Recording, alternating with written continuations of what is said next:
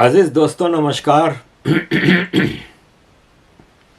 अजीज़ दोस्तों, पाकिस्तान में मामलात पाकिस्तान की सरकार के हाथ से निकलते जा रहे हैं। पहले मैं एक दो छोटी मोटी खबरें आपके साथ शेयर करूंगा कि फाउंडर मेंबर इंडिया के जम्मू कश्मीर की टेररिस्ट ऑर्गेनाइजेशन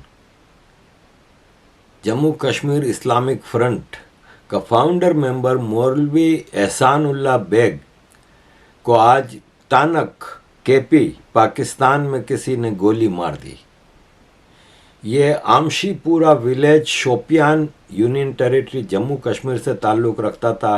2013 में भाग के पाकिस्तान आ गया था और उसको तानक में गोली मार दी नामालूम अफराद ने। नामालूम अफराद इस वक्त पाकिस्तान में टेररिस्टों के लिए दहशत बने हुए हैं। अजीज़ दोस्तों, इसी तरह पाकिस्तान आर्मी का टेररिस्टों, यानी मेरी नज़र में वो टेररिस्ट नहीं है, वो क्रांतिकारी हैं। क्रांतिकारियों से मुकाबला हुआ। पाकिस्तान आर्मी के intelligence base operation Peshawar district में हुआ, हसन खैल एरिया में पिशावर के, और वहाँ पे एक कैप्टन और सोल्जर इस ऑपरेशन में कुत्ते की मौत मारे गए। कैप्टन हुसैन जहांगीर और हवालदार शफीकुल्ला मर गए। अजीज़ दोस्तों, पाकिस्तान के पासपोर्ट की वैल्यू दुनिया में चौथा सबसे बेकार पासपोर्ट है। सबसे बेकार पासपोर्ट की जो कैटेगरी है अफ़गानिस्तान, जो कि 28 मुल्कों में वीज़ा फ्री जा सकते हैं। सीरिया नंबर 2 पे है, 29 मुल्कों में जा सकते हैं वीज़ा फ्री। इराक 31 मुल्कों में जा सकते हैं। पाकिस्तान 34 मुल्कों में जा सकते हैं। 5वें पे यमन है, 6ठे पे सोमालिया है, 7वें पे फ़लस्तीन है, 8वें पे नेपाल है, 9वें पे लीबिया है, 10वें पे कोरिया है, नॉर्थ कोरिया।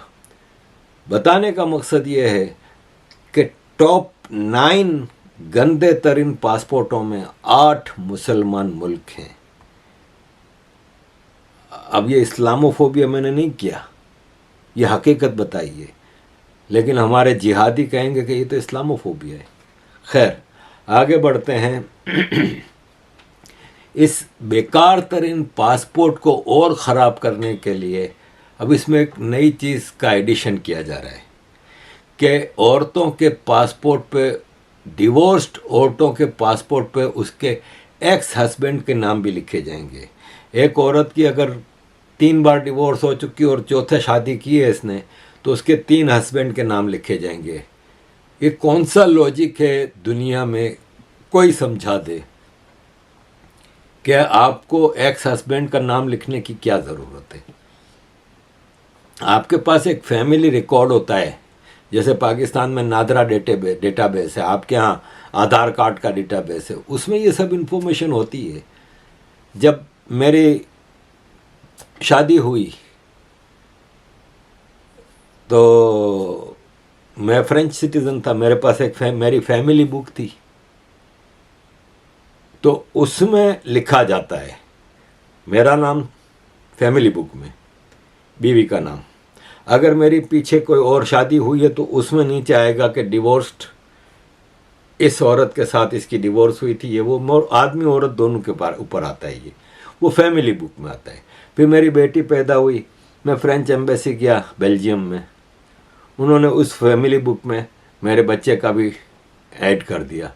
फिर मेरा दूसरा बच्चा पैदा हुआ एम्स्टर्डम में, मैं फ्रेंच एम्बेसी में गया, उन्होंने उसका एडिशन कर दिया। फिर मेरा तीसरा बच्चा कराची में पैदा हुआ, जब मैं मेयर था, मैं कराची में फ्रेंच कॉन्सुलेट में गया, उन्होंने मेरे तीसरे बच्चे का ऐड कर दिया। फैमिली बुक समझ में आता है।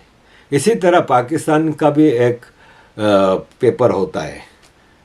तो मैं, जब मेरी शादी हुई तो वो हमारा फैमिली पेपर बन गया, मुझे नाम उसका याद नहीं आ रहा, वो पेपर होता है, ठीक है। मेरी बेटी पैदा हुई, मैं पाकिस्तान एम्बेसी बेल्जियम में गया, उन्होंने उसमें मेरे बेटी का नाम डाल दिया, फिर बेटे का, फिर दूसरे बेटे का। ये समझ में आता, पासपोर्ट पे डालने का क्या सेंस है, ये आज तक हमारी समझ में नहीं आया। लेकिन पाकिस्तान को ऐसा काम कर जाए जो आम इंसानों को समझ में आ जाए तो बात ही क्या है। अजीज दोस्तों, इधर मैं एक खबर बांग्लादेश के हवाले से ऐड करना चाहूँगा कि बांग्लादेश की प्राइम मिनिस्टर हसीना वाजिद ने अभी एक इंटरव्यू में कुछ बातें की हैं जो चौंकाने वाली हैं। बांग्लादेश की प्राइम मिनिस्टर हसीना वाजिद ने कहा कि एक मुल्क के लोग आए थे मेरे पास, मैं नाम नहीं बताऊंगी, मैं आपको बता देता हूँ, अमेरिका। एक मुल्क के लोग आए थे और उन्होंने कहा कि हम म्यांमार, बर्मा और बांग्लादेश के कुछ हिस्सों को मिला के एक क्रिश्चियन कंट्री बनाना चाह रहे हैं उधर, जैसा कि इंडोनेशिया से काट के ईस्ट तिमूर बनाया था एक इंडिपेंडेंट कंट्री, इंडोनेशिया के काट के ईस्ट तिमूर एक क्रिश्चियन कंट्री बनाया था। ऐसे ही यहाँ पे हम एक क्रिश्चियन कंट्री बनाने की कोशिश कर रहे हैं। थोड़ा सा बांग्लादेश का हिस्सा होगा, थोड़ा सा म्यांमार का होगा, जबकि बांग्लादेश में सबसे बड़ी माइनॉरिटी हिंदू है। बनाना ही है तो हिंदू स्टेट बननी चाहिए, ठीक है। वैसे ही चिट्टागोंग हिल ट्रैक्ट्स बांग्लादेश का एक पुराना इशू है। इसके अलावा हसीना वाजिद ने कहा कि ये ऑफ़र मुझे एक की गई कि इलेक्शन से पहले 7 जनवरी को बांग्लादेश में इलेक्शन हुए, इससे पहले कि अगर तुम हमें बांग्लादेश का एक आइलैंड है सेंट मार्टिन आइलैंड, छोटा सा आइलैंड है जिसका टोटल एरिया 3 स्क्वायर किलोमीटर है, वो आइलैंड हमें मिलिट्री बेस बनाने के लिए दे दो तो हम 7 जनवरी के इलेक्शन में तुम्हें आसानी से जितवा देंगे। आप देखें ये मुल्क कौन हो सकता, नाम बार बार वो कह रही हैं नहीं, लेकिन एक वाइट मैन आया था फ्रॉम ए कंट्री, तो अमेरिका बांग्लादेश में इलेक्शन जितवा सकते हैं। तो हसीना वाजिद ने ठुकरा दी उनकी ऑफ़र, क्योंकि आज़ाद मुल्क है, पाकिस्तान की तरह ग़ुलाम मुल्क नहीं है, आज़ाद मुल्क है।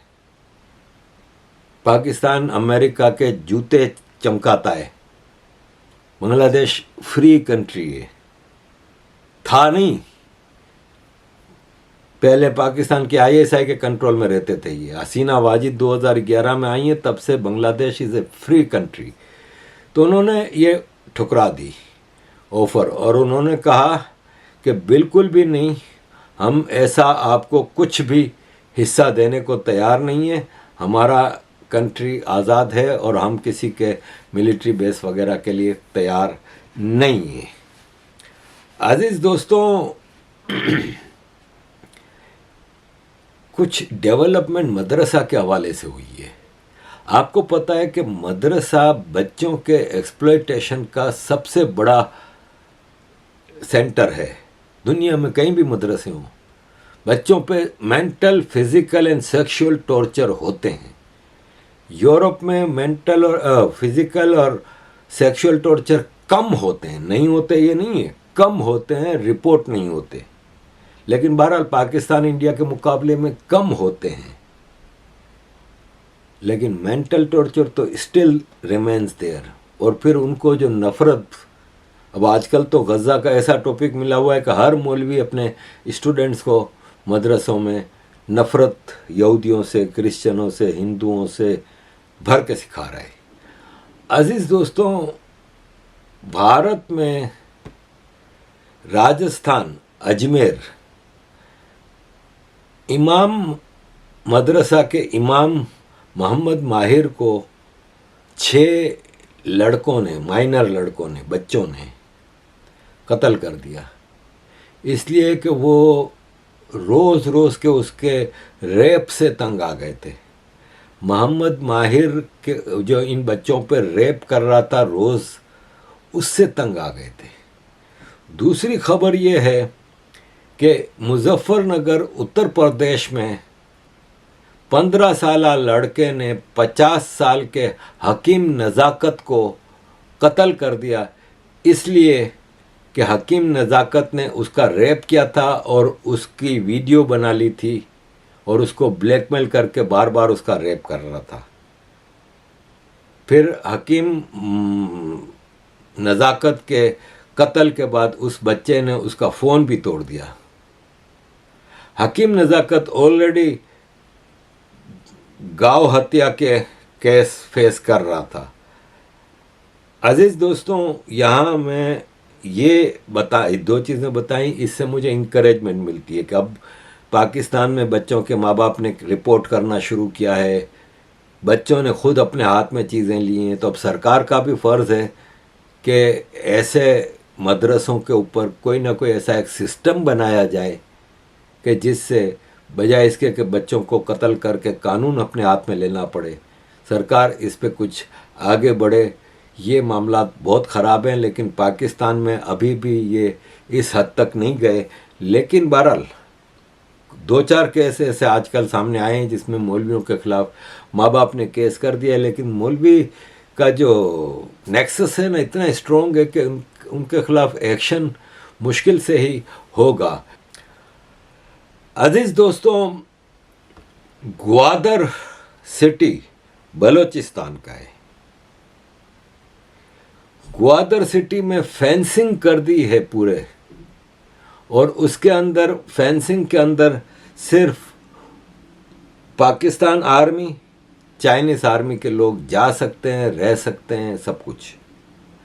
और जो इनके अप्रूव्ड लोग हैं, जैसे मुहाजिर बिजनेसमैन हैं, पंजाबी बिजनेसमैन हैं, पख्तून बिजनेसमैन हैं, पंजाबी आर्मी, चाइनीज़ आर्मी के अलावा ये लोग रह सकते हैं। ग्वादर फेंसिंग कर दी है पूरे सिटी की, और उसमें बलोच नहीं जा सकता। Gwadar is a city of Balochistan, लेकिन उसमें बलोच नहीं जा सकता। बाकी सारे ये मेले चमेले जा सकते हैं। उस पे बलूचिस्तान में एक भरपूर प्रोटेस्ट हो रहा है, और बलोचों ने, ख़ास तौर पे क्रांतिकारों ने कहा है कि हम घुस घुस के इस तुम्हारी फेंसिंग के अंदर भी घुस के तुम्हारा बाजा बजाएंगे, तुमने हमें क्या समझा हुआ है। अजीज़ दोस्तों, रशिया ने एक बहुत बड़ी इकोनॉमिक कॉन्फ्रेंस बुलाई है, जो रशिया का एनुअल इकोनॉमिक फोरम है। उसमें रशिया ने तालिबान को भी इनवाइट किया है, और रशिया तालिबान के ऊपर से बैन हटा रहा है और तालिबान को as a power in Afghanistan accept करने वाला है। जैसे चाइना ने भी एक अपना एम्बेसडर बना दिया है, और अफ़गानिस्तान का तालिबान एम्बेसडर चाइना में है। इस तरह तकरीबन तय हो गया है कि रशिया भी अब अफ़गानिस्तान में तालिबान सरकार को रिकॉग्नाइज करने वाला है। और director of second Asia department Russia foreign ministry के जामिर काबुलोव ने रशिया के फॉरेन और जस्टिस मिनिस्ट्रियों को ये रिपोर्ट दी है कि अब हमें हटा देनी चाहिए बैन तालिबान के ऊपर से। तो व्लादिमीर पुतिन को अब रशिया की फॉरेन एंड जस्टिस मिनिस्ट्रियाँ रिपोर्ट की पेश करने वाली हैं कि हमें तालिबान गवर्नमेंट को रिकॉग्नाइज कर लेना चाहिए। अजीज़ दोस्तों, जैसा कि पाकिस्तान की डेमोग्राफी के हवाले से मैं आपको बताता रहता हूँ, पाकिस्तान ने इन 75 सालों में क्या हासिल किया है, ख़ास तौर पे मैं उनके लिए कहूँगा जिन्होंने पाकिस्तान बनाया। पाकिस्तान ना तो पंजाबियों ने बनाया, ना सिंधियों ने बनाया, ना पख्तूनों ने बनाया, ना बलोचों ने बनाया। ये जुर्म मुहाजिरों ने किया। इंडिया के वो प्रोविंसेस जो आज इंडिया में हैं, वहाँ रहने वाले मुसलमानों ने ही सारी मूवमेंट चलाई थी। मोहम्मद अली जिन्ना उनका अंग्रेज़ों का एजेंट था। उसने अंग्रेज़ों का एजेंडा भारत के हिंदू मेजॉरिटी प्रोविंसेस में रहने वाले मुसलमानों को डरा डरा के ये एजेंडा पेश किया कि हमारे लिए अलग देश होना चाहिए मुसलमानों के लिए। सारी मूवमेंट वहाँ चली है। पाकिस्तान मूवमेंट ना सिंध में चली है, ना बलूचिस्तान में चली है, ना केपी में चली है, और ना पंजाब में चली है। 1946 तक तो यूनियनिस्ट पार्टी की गवर्नमेंट थी पंजाब में। केपी में बाचा खान की कांग्रेस की गवर्नमेंट थी। बलूचिस्तान तो वैसे ही पाकिस्तान इंडिया ब्रिटिश इंडिया का हिस्सा नहीं था। तो मुहाजिरों को क्या मिला पाकिस्तान बनाने के बाद, इस बारे में ये ज़रा आप इनकी एक छोटी सी वीडियो आपको पेश कर रहा हूँ। And thank you very much अजीज दोस्तों for all your support. Pakistan तो पार्टीशन के ऊपर आज तक एक म्यूजियम ना बना सकी।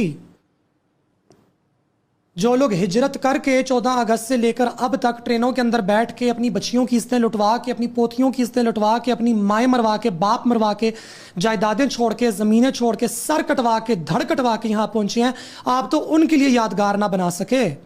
आपने इस्लामाबाद में मुशर्रफ की बेटी को कॉन्ट्रैक्ट देके पाकिस्तान मॉन्यूमेंट बनवाया जिसमें कोई कल्चरल प्रिजर्वेशन नहीं हो रही, किसी को कुछ नहीं पता चल रहा। घड़े ला के आप रख देते हैं बलोचिस्तान के, दुपट्टे आप ला के रख देते हैं खैबर पख्तूनख्वा के, परांदा ला के आप रख देते हैं एक पंजाब से ला के रख देते हैं। हाँ, सिंध से मोहनजोदड़ो से आप उनकी एक मूर्ति ला के रख देते हैं, कहते हैं लिली वाह वाह वाह हमने कल्चरल प्रिजर्वेशन कर ली। जिन लोगों की हिजरत के नाम पे आप पाकिस्तान कहते हैं कि जी पाकिस्तान बनना, उन लोगों के दर्द के लिए आप मेमोरियल ना बना सके। आप पश्तूनों का घाव क्या, उसकी क्या रिकन्सिलिएशन करेंगे? आप बलोच माओं की क्या रिकन्सिलिएशन करेंगे? ये सारा काम करने के लिए जुरत चाहिए होती है, और पाकिस्तानी रियासत की जुरत निकलती है सिर्फ माइनॉरिटीज़ पे, खुसरों पे और गरीबों पे। इनका वही हाल है जो वो छोटे वालों का हाल है। ये वही है, ये वही पूरी की पूरी फिलॉसफी जो पीछे से चलती हुई आती है और आके यहाँ पे अफेक्ट करती है। बिग बुज़दिल, we are cowards, we are not martial races, we are cowards. It's not Pakistan versus India anymore. Come to think of it, I think Pakistan has absolute capacity. Pakistanis have absolute capacity developed now to destroy their own homes, to destroy their own families, to destroy their own country. And we will do it. हम ये एक entropic उस पर आ गए हैं। क्यों? क्योंकि truth and reconciliation नहीं है।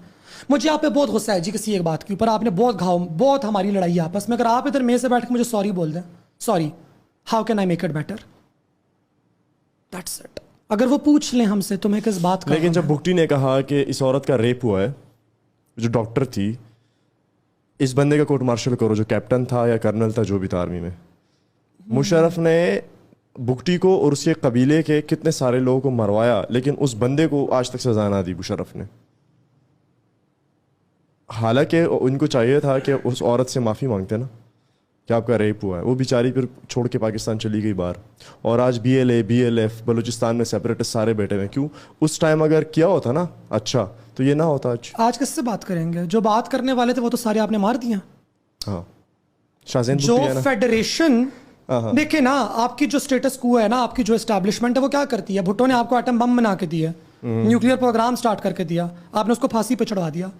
आपका जो भी सियासतदान आगे आएगा जो फेडरेशन में यकीन रखता होगा कि नहीं हमने फेडरेशन को मजबूत करना है, और फेडरेशन की मजबूती के साथ साथ हमने सूबाओं की मजबूती करनी है ताकि सारे के सारे लोग एम्पावर हो सकें, आप उसके जरिए फेडरेशन को एम्पावर करवाएंगे और फिर उसको मार देंगे। जो गुड इंटेंशंस वाले पीपल थे वो तो आपने सारे उड़ा दिए हैं। जो बात करने वाले लोग थे वो तो आपकी मैस ग्रेव्स के अंदर हैं या वो जेलों के अंदर हैं। अब जो पीछे बंदा रह गया वो तो पहाड़ों पे है। हाँ, उससे क्या बात करेंगे आप? बात करने वाला रह कौन गया है? जो मरी ट्राइब थे, मज़ारी कौन थे? I am not good with the history of Balochistan, लेकिन उनको बुलवाया कि आप नीचे आओ। भुट्टो के टाइम पे था मेरे ख्याल से कि आप नीचे आओ, आपसे हमने बात करनी है। कुरान पे कसमें खा के उनको नीचे लाया और उनको फांसी पे चढ़ा दिया। Yep. The truth and reconciliation. So where is the trust thing? Where is the faith thing? Where is the ईमानदारी वाला factor? The only thing that can bring it back is truth and reconciliation. The only question is the Pakistani state brave enough to do it?